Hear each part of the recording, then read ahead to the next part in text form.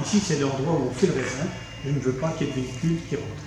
À part le chariot à gaz, il n'y a pas de véhicules qui rentrent. Donc c'est tout trié dehors. Les tracteurs, les caisses à vendange, tout est traité dehors. Et ensuite, on rentre. Le raisin, vous voyez les bacs blancs qui sont dessus, sont des bacs. Le raisin tombe dedans parce qu'il n'est pas broyé. Il rentre, c'est une petite bille entière. On lève le bac au-dessus des cubes, hop, ça donne. Pas de triturage, pas de pont, rien, c'est tout par gravité. Tout par gravité. D'accord. Pour respecter au maximum le feu. Et ensuite, on va donc travailler, faire les vinifications donc avec pigeage. C'est pour ça que chaque cuve est ouverte.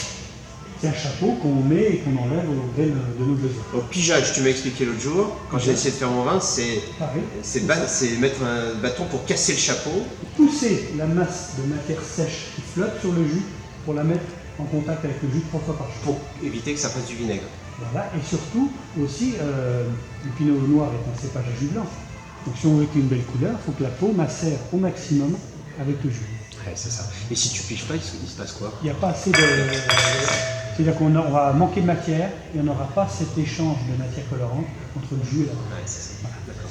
3 semaines après, une fois que donc, tous les sucres sont terminés, la fermentation est terminée, on ouvre les portes, les bacs blancs, on les remet dessous, on ouvre la cuve, et là on place ensuite pour l'opération de pressurage, pressoir pneumatique.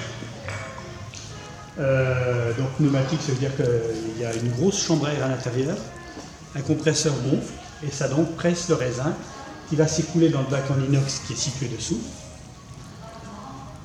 Ça revient en cuve. Alors nous, c'est notre système toujours. Si on presse la cuve 32, le jus revient dans la cuve 32.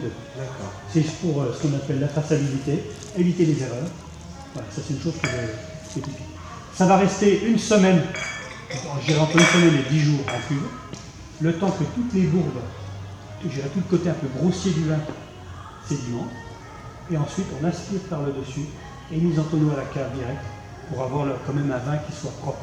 On ne veut pas mettre ce qu'on appelle les lits, les bourbes, tout le côté matière organique du raisin dans les tonneaux. C'est le soutirage. C'est, je dirais, un premier soutirage. C'est un premier soutirage. Tout à fait.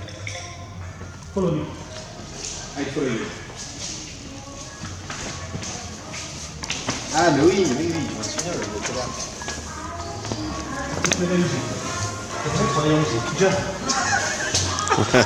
Donc là, c'est chaîne d'embouteillage.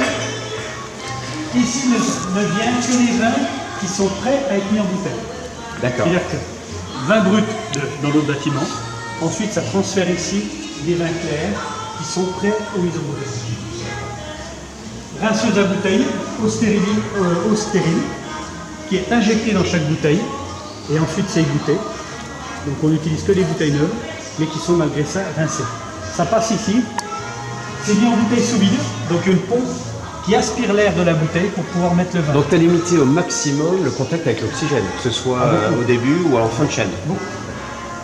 L'oxygène c'est l'ennemi. L'oxygène, ça risque d'oxyder. C'est l'ennemi vraiment de notre métier. Non, il en faut. Il faut de l'oxygène. Mais ça, c'est pas très clair, parce que moi j'ai des vignerons qui me disent mon job c'est d'éviter le contact avec l'oxygène, alors qu'il en faut un peu. Il en faut un petit peu, mais il ne faut pas que les cuves restent ouvertes. Il faut que les cuves soient bien fermées, qu'une bouteille soit bien fermée. Trop d'oxygène oxyde le vin. Et c'est pour ça que nous, lors des mises en bouteille, on fait de plus en plus attention au gaz carbonique. C'est-à-dire que chaque cuve est contrôlée en gaz carbonique parce qu'on veut concentrer et conserver le gaz carbonique, qui est un conservateur naturel, et ça nous évite de mettre beaucoup moins de soufre qu'il y a 15 ou 20 ans. C'est obligé de le contrôler du coup, parce que trop de gaz carbonique, j'imagine, ça risque de faire pétiller. Ça fait du chemin. Voilà.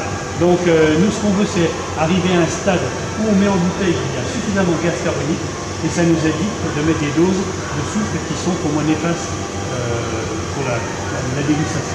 Parce que toi, en soufre, tu es très bas par rapport à... Ah ben nous, on veut toujours que ça soit... On n'est pas très bas, simplement c'est qu'on veut exactement ce que le vin doit avoir. On ne veut surtout pas mettre ce qu'on appelle la marge de sécurité, où des gens disent tiens, mon vin il part au Japon, je mets 2 fois la dose pour être tranquille. Le problème c'est que cette 2 fois la dose, c'est ça qui fait mal à la tête, et c'est ça qui est pas bon pour le vin. Ensuite, la bouteille aussi est bouchée sous vide.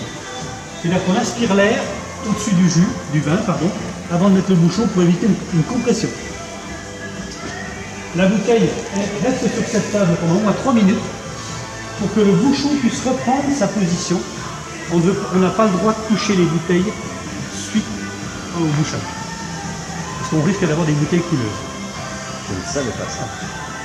Et juste avant, ça passe devant une machine qui est un graveur laser qui marque la bouteille, qui puisse nous donner le numéro bleu, la date d'embouteillage, toujours pour la traçabilité. Ensuite, nous avons ce qu'on appelle les machines qui n'est uniquement qu'un car wash, des brosses de l'eau, un tunnel de séchage, pour que la bouteille arrive propre, distributeur de capsules, capsulage, étiquette contre étiquette, façonnage du carton, scotcheuse, mise en palette. Pour ensuite avoir ce qu'on appelle le système manœuvre qui enroule le plastique autour de la palette. Pour être comme les autres palettes, très expédition. Tu mets combien de pièces par palette? Là sur une palette comme ça, on met...